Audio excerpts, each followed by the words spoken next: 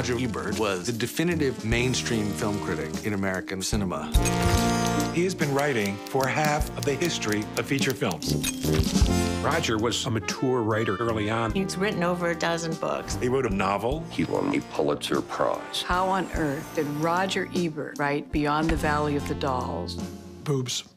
Beyond the Valley. You know, this is a title.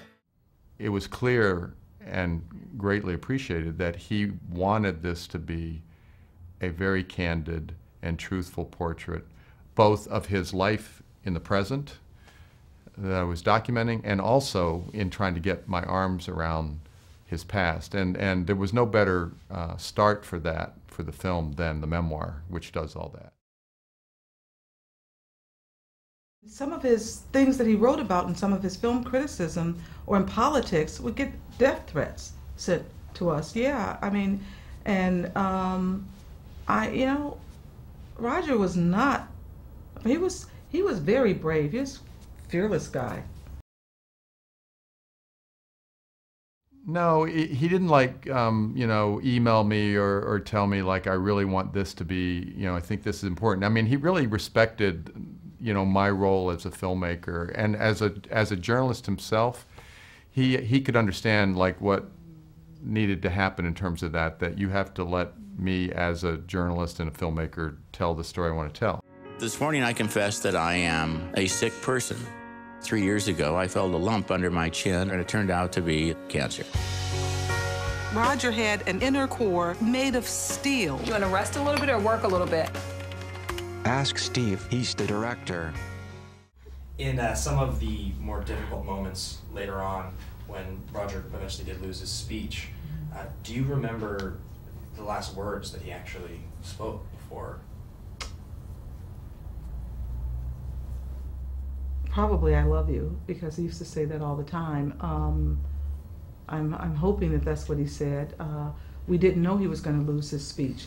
Someone asked Roger that question. He said, "No, I can't remember the last words I spoke because I didn't know they were going to be my last words." But he said too, probably "I love you." He probably said that to Jazz. So I don't know.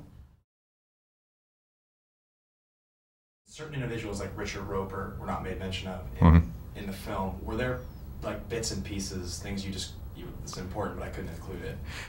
Essentially, yeah. I mean, you know, unless I'm going to make the film 3 or 4 hours long, which I've done in the past, I wasn't going to do this time, you can't put it all in. And so one of the casualties of that was the Richard Roper years with Roger.